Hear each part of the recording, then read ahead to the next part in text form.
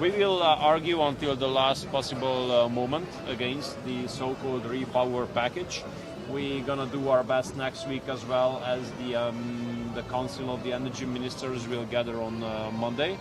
And there I will make it clear that what they call diversification would be a one-sided dependence in the case of Hungary. I mean, cutting the Druzhba pipeline would mean that now we have two pipelines supplying Hungary, and then we would have one.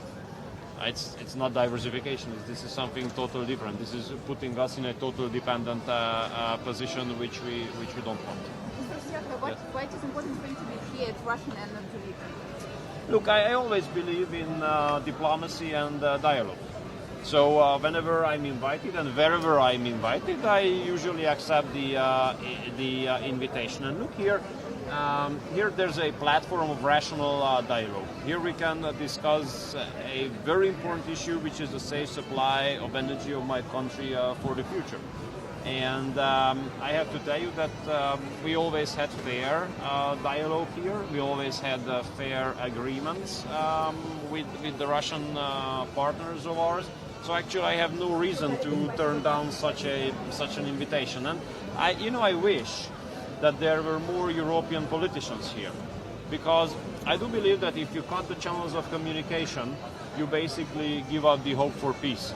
And restoring and maintaining the channels of diplomacy and communication will bring us much closer to peaceful solutions of wars and armed conflicts. So I always insisted on keeping the channels of communication with Russia open, and I'm so happy that the President of the United States believes in the same thing. We are very thankful to President Trump for all his efforts in order to make peace.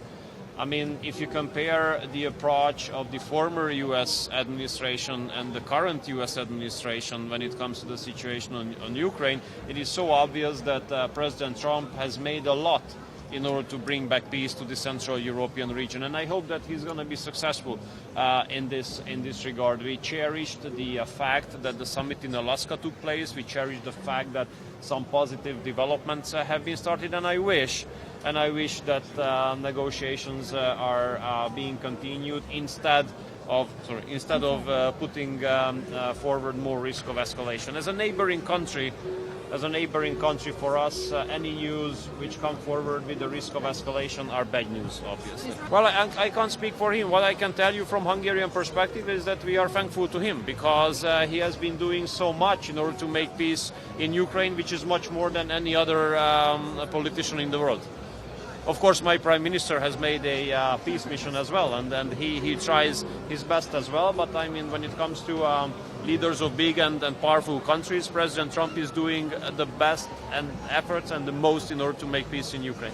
When are you expecting the first concrete on patch? Which month?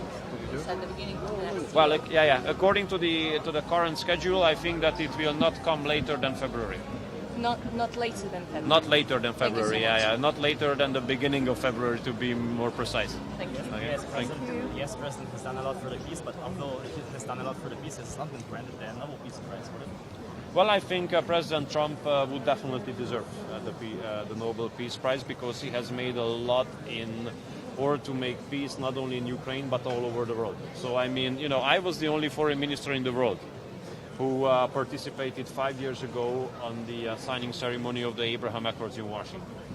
And the Abraham Accords was the first realistic hope, the first solution bringing forward realistic hope when it comes to giving back the right of peaceful and safe life to the peoples in the Middle East.